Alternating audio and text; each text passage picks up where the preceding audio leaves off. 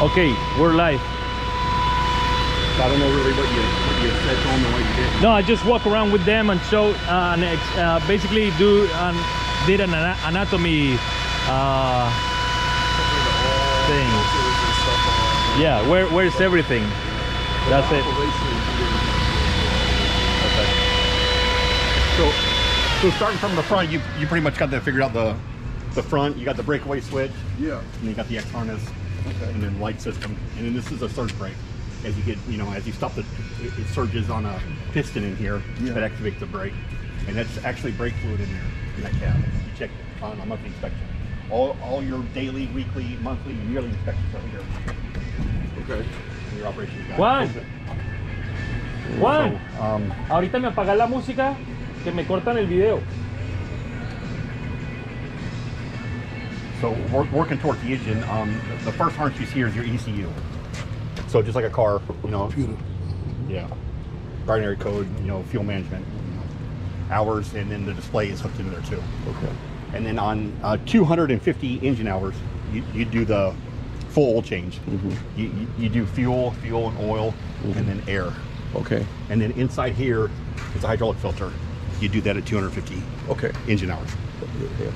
On the oil, it's going to be a 10W30 Rotilla, a T4 synthetic.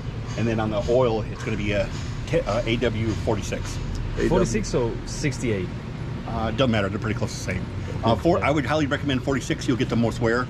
A 68 is about $1 cheaper, but then it is cheaper. So I would rather go with the 46 is the way to go. We use all 46 when I can get it. We've had a little bit of shortage and had to switch over to a 68, but I prefer 46 if you can get it. You get the most bang for your buck. And then on here, on your throttle control, as you see, it says throttle. The throttle meaning the flow of hydraulic fluid going through there. So that's the throttle on how fast the pump is actually pumping, not the engine. You're going to see on some models they have an actual manual screw here. Screwed in. But this one's all electronic. Electronic, correct. That's actually an upgrade. That's about a $1,700 upgrade. They're pretty pricey. So and then to rev the engine up and down, that's another $800 or $900. Mayco gives that to you free. Whereas the big boys, they make you pay for that. That's one Plus the remote control. This one, that's a $2,300 though. Yeah. So they give you a little bit more bidding, incentive, So working on, you got your main drive here that controls flow. So that's building pressure for your pistons. And then the back two is a cleaner. And then for the agitator, the motor in here that moves the blades inside. Yeah. So this is, let me go on the other side. And, I can go the other side, but you'll need to hold it.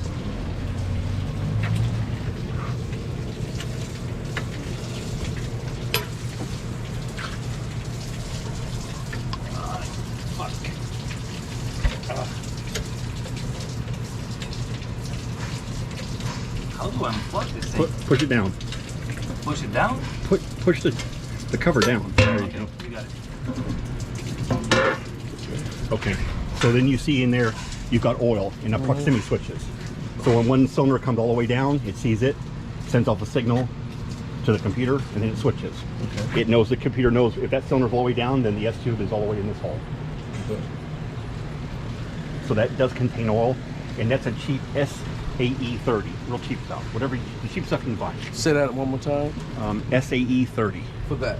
Oil, yeah. Okay, the cheapest one that you can find. So let me ask you a question. So we're looking at how many different fluids? Three. Three? Okay, that's the hydraulic fluid. That's the engine fluid. And this fluid here. Yeah. Three different fluids then. Now, if you put factory piston cups back in them, you must use oil. If you don't go with a factory and you get a black piston cup, you put water in there. Use oil. I always believe that oil is a little bit better than water, right? Correct. If you got a warranty on it, I would suggest you use the same stuff. I'm gonna use everything. Once it gets out of warranty, then you can do what you want. But there is in there. You see the black handle. If you lift that up, it will drain centrally. Right here? Yes. Okay. It'll drain where on the ground? Right on the ground. So there is a drain there. You're going to see that oil start to get white and then start to get pretty gray, and then when it gets thick, you kick it out of there, wash it down, add new oil.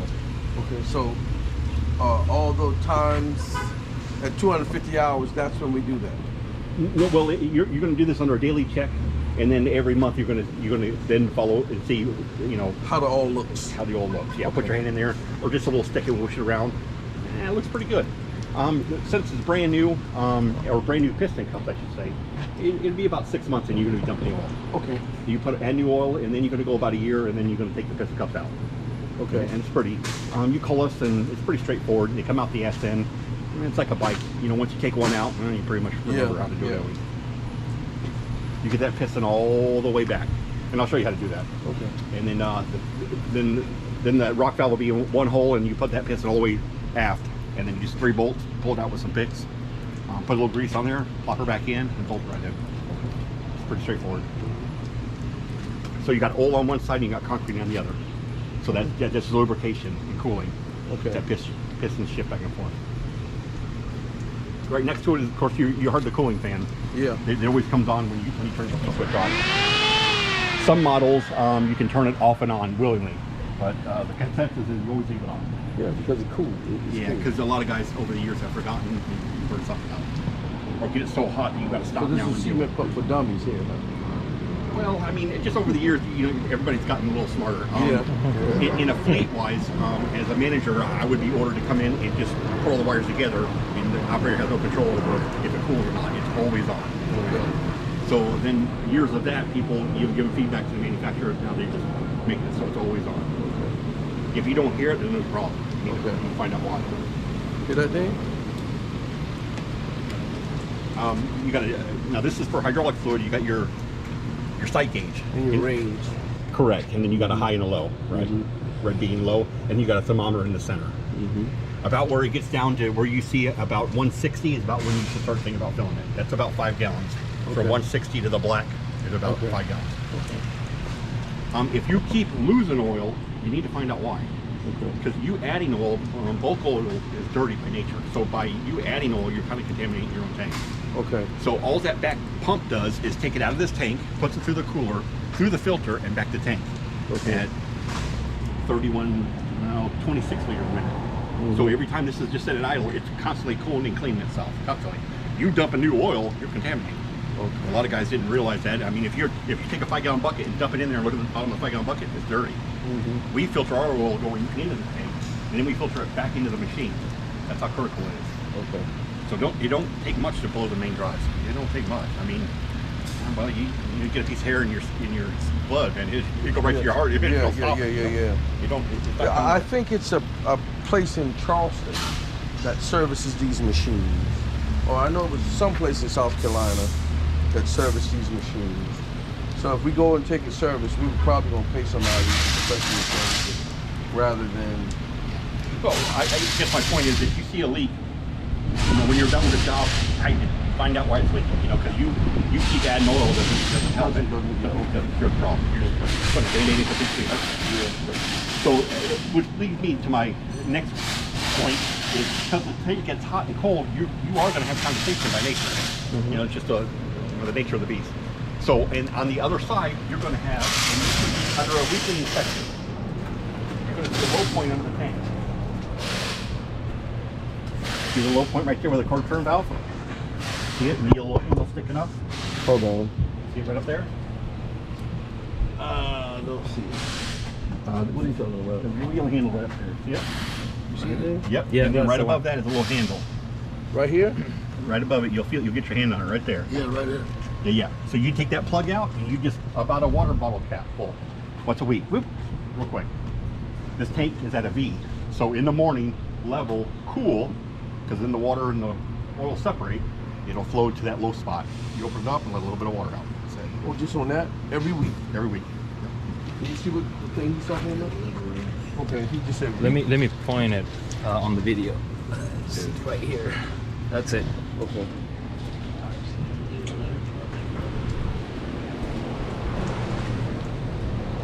So you're all going to have condensation. I mean, it's just the luck of the draw. You know, anytime you got hot and cold, and just like oil and water, when you shake it, when you put it on the dinner room table, it's going to be mixed, and then pretty soon it'll start separating.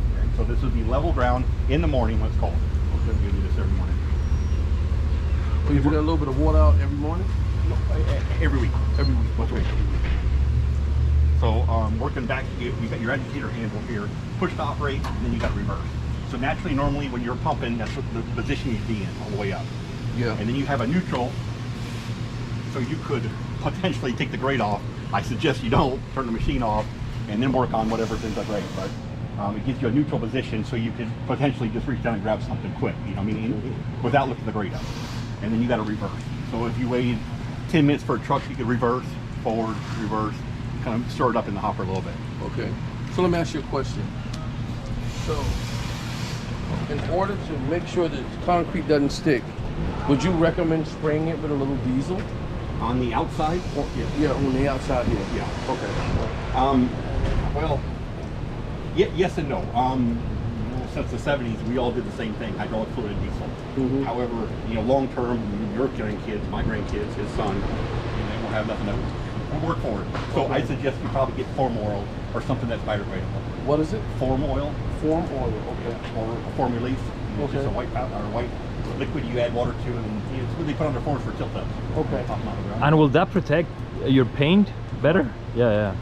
Because the other ones are pretty hard. Yeah, I would suggest that. I mean, only because for the environment, you know, just like slick pack, man. For 100 years, we've been using Portland up in there, and you know, come to find out, the concrete's pretty volatile to the ground. It really is. They're saying now one bag of Portland contaminates 1.2 million gallons of water. And for 100 years, we've been dumping on the ground. And man, I've washed up in 1,000 streams on a boom truck. If you see a stream, that's the way to wash up. You put your boom down in the stream, start sucking water back. Boom, you're clean. Yeah. But then all that comes out of the hopper on the ground, and you fold up and leave. Well, that stays right back in the garage. Okay. So who knew? But lime's pretty different than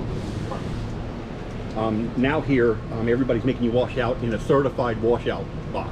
Okay. I don't know if your state's doing that yet, but California started it first. Florida jumped on the bandwagon, but now you have to have a certified washout. You throw it under there, wash out, and they come and haul it away later. Okay. So it's getting rough. So working on to the back, you got your agitator motor that runs the valve. You got your agitator bearing inside there. Like I said, it mixes up the concrete. If you kind of look at it, you're going to look at it when you go home and you kind of mix it. They don't do a lot, you know what I mean? Not a lot. They're not going to get what's on the bottom. So if I can wash up in 10, 15 minutes and then sit in the truck. If I got if I do 40 yards and they got a 10-yard callback and they just order it off the tail end of the 40, man, I wash up and it goes in the truck. I don't mess around. A lot of guys will take that into the hose, stick it in here like we're doing here, and just recirculate every half hour. You're gonna have all kinds of buildup at the bottom bowl. You know what I mean? So just take a hose that's on site and just wash it out. I can kick the trap door. Yep. Wash out real quick. What trap door? That one. Or this one? Yeah. Oh, that pulls out. Yeah. No, it puts pull to the side and then you can take it out. I see it now. It's in a hook thing. Come look. That's gonna make it easy. Yeah. Pull this out to the side, spray it out, dump the stuff out the bottom. You're good to go. Yeah. Wash. Put it in reverse. Wash the S2 out. Quick, you get clean water out of the holes. I stop. Put my sponge ball in there. Put it back together. Fill it back with water, and I push the hoses clean with water and sponge. Boom, I'm clean. Yeah. Hell, I can wait for a lifetime, you know. Okay. Then the burns on the concrete in So you said you can clean this machine in 15 minutes. 15 minutes. Quick. Now that's not greasing and washing the outside. If I'm just waiting in between trucks, in 15 minutes, boom. In the truck bullshit. You said know? greasing. Greasing at the end of the job. Where do you grease? So there's some grease points here. So there's 1, 2, 3 on the back bearing. You see the grease points. And then you got 3 over here on the main bearing. Here. Hold on. 1, 2, 3. Oh, okay. Damn, that's kind of hard to get to that. Let me see. Which one? No, that's not bad. And I got a, actually, you know what I bought, man? Because I have bolts. I got the one that you just on the electric one with the battery. Yeah. Perfect. Yeah. So So every So 50 again, yards, and then at the end of the day. every So- 50 yards or at the end of the day. Correct. Because all day long that hopper's holding the grout, boom, boom, boom, trying to work its way out. You push grease and you force it back into the hopper. If you wait till you get back to the shop, the grout's going to get hard, you'll lose the bearing. Okay. So after every job, you need to hit it with the grease. And you only got, what, 5, 6 grease fittings there? 6 grease fittings. 6. Easy. Too easy. Too easy. And then to have me go back in the SN, it'd be about $5 grand. So greasing is a real critical thing. Because you're going to have, oh, this bearing is bad. Just replace that bearing. Well, hell, I'll replace that one. And I'll go, well, the other side's bad. Okay, do that. And then I get looking down, well, hell, that bearing's going bad too. I might as well do it now since I'm here. It adds up real quick, you know what I mean? But that greasing will counteract that. Correct. Correct. On a pump, you can't use too much grease. Okay. If you use a tube every 3 jobs, take a leave that. You're doing your job. Okay. And then so I'm gonna buy your own, have on the back of the truck. Does it take much grease? No, about every job, about a half tube. Okay. Maybe not exactly a half, maybe 3/8. Yeah. Could you use marine in it? I'm going to give you some grease in it that I want you to use. It's up to you what you Yeah, I want. want the one that you recommend. Yeah. Okay. It's got a part number on it. Let me get it for you. It's for a heat and pressure. Okay.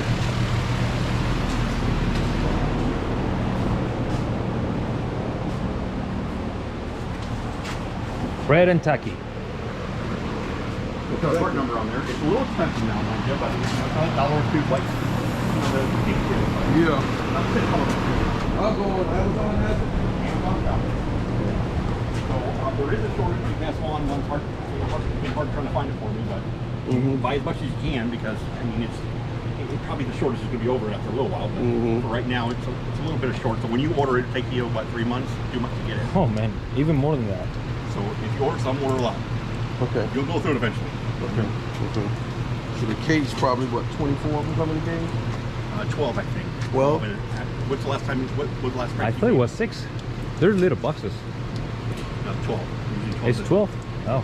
And you said use. every time you use it, you use what, half of this? You say? About a third of it. About a third. Yeah. Okay. So you're yeah. gonna put about 3 pumps in each one. 1, 2, 3. 1, 2, 3. Okay. 3 pumps on 3. Okay.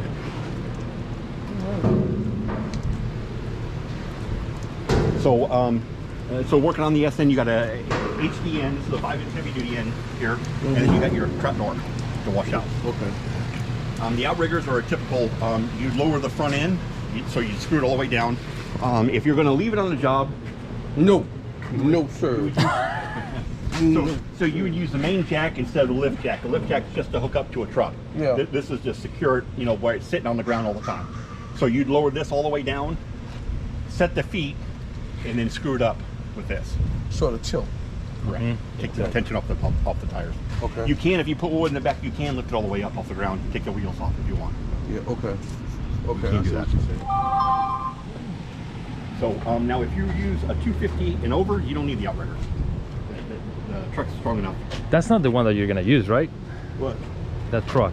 No, I got a diesel. Got a Dodge Cumming diesel. Yeah, four-wheel drive. So the rear end will be tough enough. Yeah. If you got like an Astro van or something small, you're No, like no. That's a 1500. If that can tow my big boat, then that's we didn't bring the diesel today. The problem is it's not so much you towing it, is when you're on a job and you're pumping, it's constantly jerking. Yeah. So it's constantly on the rear end. So It'll knock the rear end out. So basically, when you pumping, take it off. No. If you're over on a not 150 but a 250, then that's You're not good. that You're it's good. A 10-inch rear end, they're a lot bigger. I'm just Yeah. saying on a small vehicle, it will finally actually ring off a rear end. Like the On a Astro small van. vehicle. Okay. If you're over 150, 250, then that's not that. 2500. Okay, cool. I got you. All right. I've never seen a 250 ever tear up. I've seen a couple of 150s, but they've been a while, maybe 5 years, 4 years pumping, and then the SNs will tear up. But on a 250, I've never seen one. Okay. Never. All right. Because they go to the 10-inch. Okay. So what's this? We're doing some type of adjustment of drain. or Correct. something. So on a gear pump, you don't. It's not. So on the main drive, they're called zero displacement. So they actually go to zero when there's no demand. Okay. They're internally regulated. On those silver Barnes pump, that's a gear pump. They're not regulated. They turn out whatever. If you plug that line and turn the pump on, it would build a million pressure. Either you blow the pump or blow the relay out. Okay. One or the other is going to happen, or blow a hose, whatever's the weakest point. So this is the regulator that you see. So if I screw that in, it would give it more pressure here. Ah. More pressure. But it's Turn set it. for where I need set it for right 200 now. bar. Correct. Okay.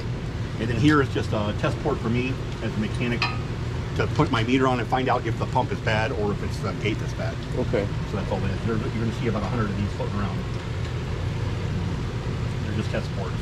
Okay. And then what doesn't have a test port, I take off and put a test port and then test. Okay. So, any questions so far? None. Anything? There is 2 grease fittings in the trailer, and I think it's 6-month inspection. You're going to see that you're going to be greasing them. So you take the wheel off and take these caps out. There's a grease fitting in there. Okay. About every 6 months. Okay. Yeah, I got a 3-ton jack. Jack it up. You can jack it up at that point, right there. Right? Yeah, from the Outriggers. Okay.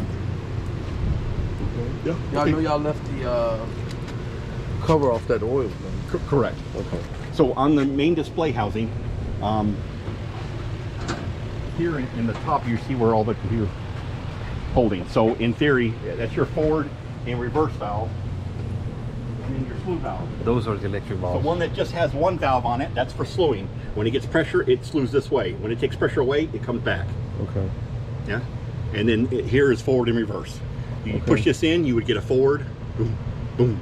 You push this one in, you'd get a reverse, boom, boom. Okay. Yep. So we don't need to mess with that. No, this would be if you lost all electronics and you need to clean out. Push it, Or wash finish it the out, job. push it. Yeah. I mean, Okay. yeah, you could You finish can see- the job, but it's rough. But you could. Yeah, it's gonna be a hassle, but So that's what you, it is. you can still So finish that's it. forward and reverse valve. Okay. So the main display panel, you're going to say cheap accumulator pressure. So that's cheap energy. So I don't know if you work with much excavators or loaders or anything. So you can make cheap power with a cheap pump. You can get a small pump that can do 200 bar, which is, let's say 5,000 psi. But it runs efficiently at 2,500 psi. Okay, so but your system needs 5,000 psi to work efficiently to switch back and forth. So then I put a nitrogen bladder here. See the nitrogen bladder? So that's a canister with a rubber tire in it, and then I put dry nitrogen on top of it. So that's got 100 bar, a pre-charge, so to speak. So when I back that up with a pump and I'm pushing against that bladder, together they make 200 bar, 5,000 psi. Yeah. Yeah. So where I'm going with this, once a month you would check the pre-tension gas, and we'll do that. I'll turn it out.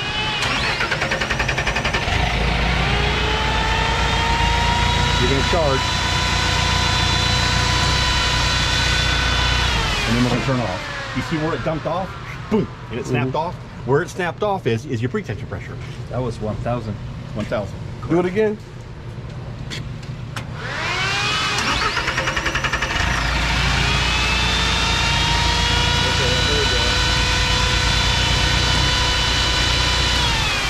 Boom. Yeah. From here. Yeah. Yeah. So you're going to check this once a month, and that's measuring the gas that's in this bottle. So when it does that, we're good. Yeah, If you yeah. do that, good. you're Now, good. if it goes all the way down before it snaps off at say around 300 or 400, You're low. There's a problem. There's a low. Okay. So 2 ways you can get low: a hole in the bladder, act of God, or you let this thing sit for about 8 months like a car, and the tires go low. So if you let it sit for 8 months and you don't do anything with it, naturally it's going to run out through the Schrader valve. If you pump every day, of course it's going to run. It's going to be every day. You know what I mean? So even if we have like a week, oh shit, a week, god damn that hurt, a week or 2 week lull, you still come out here and just crank it up? No, I'm talking maybe 8 months. Yeah, 8 months, a year. 8 months? Yeah. Oh no. This baby needs to make money. You'd be surprised. We find a lot of pumps that's been in a barn for 4 years. Yeah. So they just, don't know what to do with it. You're right. Not tired of it. Cost them too much money, whatever. So that's why I'm in my scenario it'd be different than yours. But So if we run this pump, let's just say pretty much every week, whatever, we do all the maintenance or whatever, what's the longevity of this before I would have to do any major work to it? Major work meaning the wear parts. yeah, basically. before you're redoing the ascent, because it's going to go on yardage. Now in your area, I don't know if you use blue rock, granite, lime rock, river rock. Well, it's a pools mainly what they're doing, but we're gonna have other. Is it Other white job. shell or is it white rock? White rock. It's like the white rock. Okay, so it's lime rock. So you're gonna need a little bit more wear. It's not granite or something hard where it's got to cut through. No, it's not that hard rock. So if you take a hammer, you can hit a piece of, and it just disintegrates. Okay. Yeah. So you'll probably get about, in theory, maybe about 8,000 yards. Okay, In that's theory. equivalent to years. So what is it? Just I mean, guesstimate. if you did- A little bit more. If you did 40 hours a week, maybe 3.5 years. Okay. Maybe before 4. we have to do anything to it. Yeah, maybe 4. If you grease it and do really good washouts, man, you can beat the 3-year mark, man. Yeah, it's realistic. 3 years. So that's accumulator pressure. So main pressure this is just what's on the end of the piston. So when the piston is pushing concrete through the cylinder, that's where you see the pressure. Okay. This is not here or 50 foot or 1,000 foot down line. It's right there. It's on the face of the it's on the face piston. of the piston pushing back and forth. Okay. So So that's it's what right there eternally in the machine, the pressure that we get. Correct. Okay. So have you guys pumped him or been around pumps at all? No, man, like I said, I got a cousin who's he's had the older version of this. So he's gonna show us. So but he's had a hydraulic unit. Yes. Okay. So he knows about verifying zero, make sure zero is accurate before he busts a clamp loose and all that. That's a big consideration. Because you have a clamp here, you have a clamp here, and there's a 25 foot and there's a clamp, and it pressures out because it's plugged. The sand and rock gets separated. And then you go and you find it, and then you try to bust the clamp off. That'll be the last clamp you ever take off. And put that thing around your neck. Yeah. So you verify zero, you put it in reverse, relieve the pressure, and then bust the clamp, shake it out, put them together, and then put it back and forth. Yeah. So you basically, always verify zero, always. bring it back. That's You why- verified zero here Yeah. Yeah. And on both. the pressure. Here On both. and here. Yeah. No, just at the bottom. Just on the bottom. Yeah, this one, when you're running, when you're at idle, it's always going to be at 1500. Okay. Oh, you're Because right. it's stored energy. You're right. This right here will be Yes. the pressure of what's coming out, pushing it. Or what's holding, yeah. Yeah. So basically, reverse it, Reverse it. Take the and pressure then off of it. and that'll go back to zero. Yep. Then you deal with the pump. Then you do the problem. Okay. So it's The good to hoses. leave, you can leave the pressure on, find it, you get soft, oh, it's right here. I put it in reverse, one stroke in reverse, I stop, I feel it now, it's all soft, I bust it loose, shake it out, put it back together, put it back and forward, let's go. Okay. Okay. Because if you're doing pools, I suggest you put a smaller grate, maybe like a chicken wire grate on here, and it'll filter some of it. Because this grate will accept 1.5 inch rock, but you're going down to 2 inch. So 2.5 inch rocks together will clog a 2 inch. So you saying putting what, chicken wire in it? Chicken wire through here, another that big chicken wire stuff that goes sideways. Like a filter. And I lay it in here, and then I take it off the throat in the truck at every job, and then I lay it in here. Something like that over there, or thinner? Not like that, correct. Okay. I just cut it and I just lay it in. Yeah, And just that- have it on the back of the truck. Yep. If you're going to do small rock, now you don't have to. However, when it's going to plug always in the reducer, always, because something big. I mean, the trucks, they get built up and then they go over a speed bump, it falls off, and They're doing shockrete, so that must be a yeah.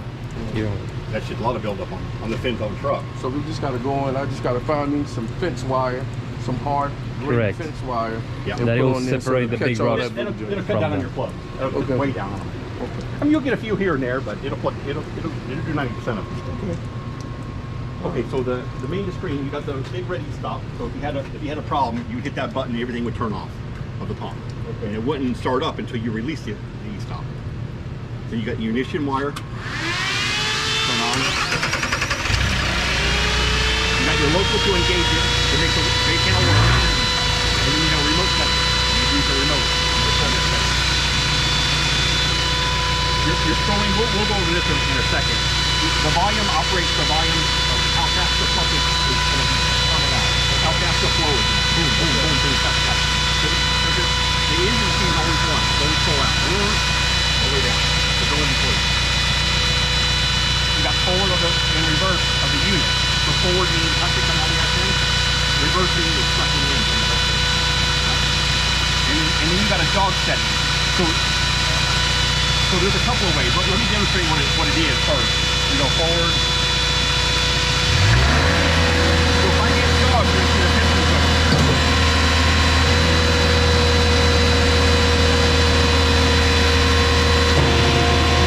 See it go? Yep. Only does one stroke. Stop. When it gets to the end of the track, we'll stop. Don't make pressure.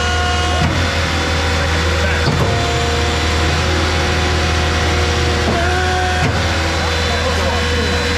So there's a couple of things. Okay, so the scenario for you would be if one of the proximity switches had gone bad. Manually, I can move concrete back and forth. A, B, A, B. in there. And it'll pump it out like, manually. It's like you said, in local, when you got the remote, it's like you manually doing it. Yes, and so in automatic, the proximity switches are working with you. Boom, boom, boom, boom, boom. Now, if a switch had gone bad and it would do one stroke and then come back and stop, you switch it off and switch it back on, it goes one down and comes back and stops. Well, you know one proximity switch is bad. Okay. Right? So then you could switch over to jog and just do it manually. Boom, boom, boom, boom, boom, boom. Turn like it was a clog or something. Not so much a clog, no, just you'll hear it. You'll emulate the proximity switch if it had gone bad. Oh, okay. Yeah. You said proximity switch. Yeah, those things. Those little. So if they're going bad, what would happen? So if, say that side went bad, it would go down, switch over, and come back and stop. Okay. Because it's not reading one side. Okay. So what I can do is I can forego the switches here, and I can manually pump all day like this. Boom, boom, boom, boom. I hear it pressure out, and I switch it over. I listen for it. And I do that for 3 or 4 yards, whatever you have left. Like you just did. Yeah. Man, A-jog is what? A-jog means? A-jog is the driver's side piston. Oh, these are the, gotcha. Probably the 2 pistons, I got you. Yes, sir. So the way you would hear it,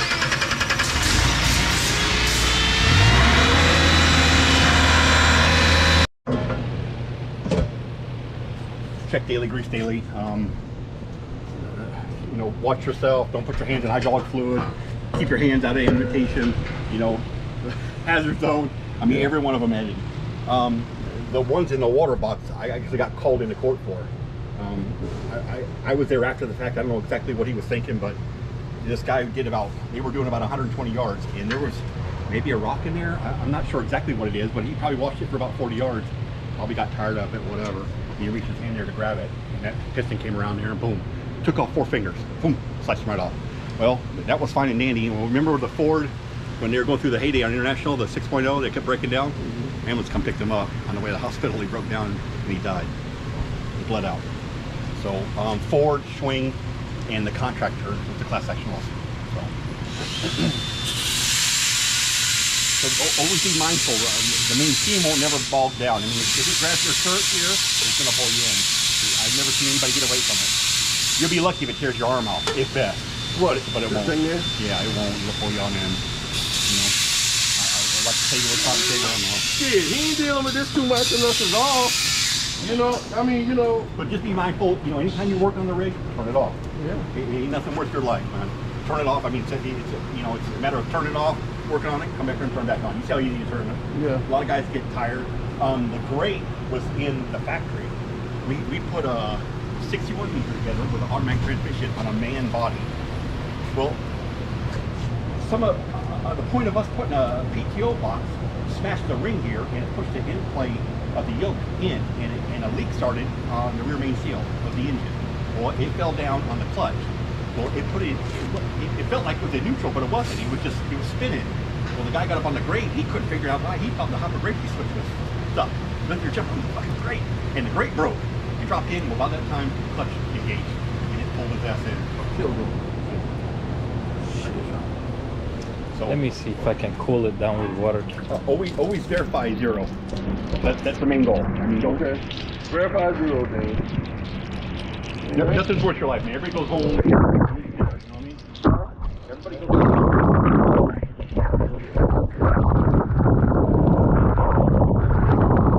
I work with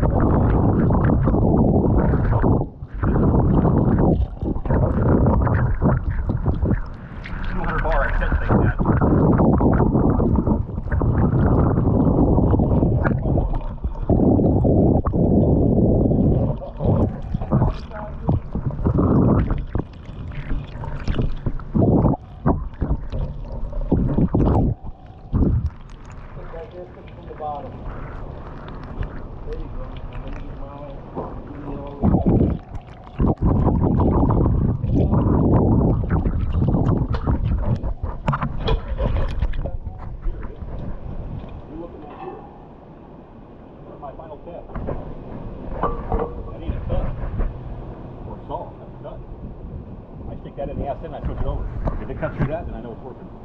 I set the pressure ultimately later on, but that's how I get my. I fine tune it later.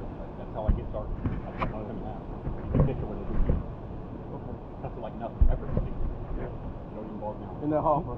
In the hopper. Yeah. So, Yeah. yeah. Oh, look at that. Okay. So that's pretty much it. That's pretty much it. Okay, so then we're working on the display. So you got the remote. You switch it over into remote, and then this is for a remote setting here. If you want to use the cable, and that gives you about 125 feet of cord. It's a little aggravating, but you can, if the remote goes out, you can use the button. So in the remote setting only. Remote setting. Okay. Yeah. So if you go into local, you know the whole panel now works. It energizes, the engine comes online, and it starts pumping. Now it'll come on, but if I have it in jog, it's not going to do anything. Yeah. When I put it in local, just the engine's going to rev up and wait for a command. You put it in local, and you're in forward, it's now going to start pumping. You increase the speed. About every 1 second is actually an increase in power. So on the main drive, think of it as 100%. So each click is 10%. Okay. So 10 clicks would give you 100%. Yeah. So on the main panel, So when you turn it on, what does it start at? 0. It starts at 0. 0. So a good common thing would be at what, 60, 50%? I'm usually at about 50% when I prime out. Okay. Usually about 50. When you prime out, what if you're doing shotcrete? Shotcrete, I might prime out and then turn a little bit down, because usually on the shotcrete guy, I'm watching his tippy toes. When he's starting to get on his tippy toes, when he's then I know I'm up right there. Okay. You don't want to bend his back and knock his hard head off and stuff. You know what I mean? So I'm about right on. So I'm when you watching watch his feet. him and to get further, you decreasing it on your speed. Yeah. Okay. I'd like to see you on the end of the hotel. I'd had that thing at 80%, man. Come on, we're going home early. So you get a big guy, man. You can, hell yeah, you can pump good. Yeah. You blow up 30 yards quick. So teach him how to work with the remote control, because he probably be next to the guy that is pumping. Okay. Next to the So, guy. so the main display panel, you're going to see, it gives you RPM, and then it's going to daily inspect them. So check the lube box. Now these are just presets. It's always going to say this, and then it's going to clear off after it's done. So if I scroll down one, so you're in 2 now. The flow indicator, what this percentage is on. I go one more, and that's 3. Pump hours, and I can clear my defaults. If something come online to tell me something was wrong, low oil, whatever, I can clear it off so it wouldn't bug me all day. Reset to clear. So this is the stroke counter. It's going to count how many times it goes back and forth. Boom, boom. Yeah, and you can reset it. Plug is for your swing and your main off. If I turn this on, it would tell you on, off, on, off. What device is being used. And the proximity switch, they're both off because it's not in forward gear. And then throttle off, how many strokes a minute you were going, and how many yards. And then this is a test on the fuel solenoid. You can turn it off and turn it back on. It shuts the machine off and then restart by itself. And then no radio, means that there's no radio communication between the remote and then you. Okay. And then no active CTCs, no active codes going on. Yeah. And then you're back to where you started. LS400 and then off and then 1. So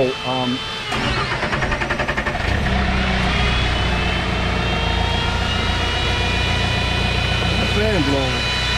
You're a hell of a fan, ain't it? Yeah. So I'm going to turn the remote on. You're going to see the lights come on and it's starting to flash. It's trying to communicate. I'll bring it over to the remote. Now that you are communicating. This remote on right here. Correct. Now they're communicating. I can go forward on.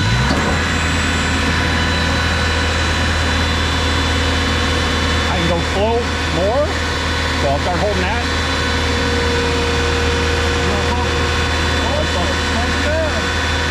So the more I press it, the more pressure I'm going to get. I go down.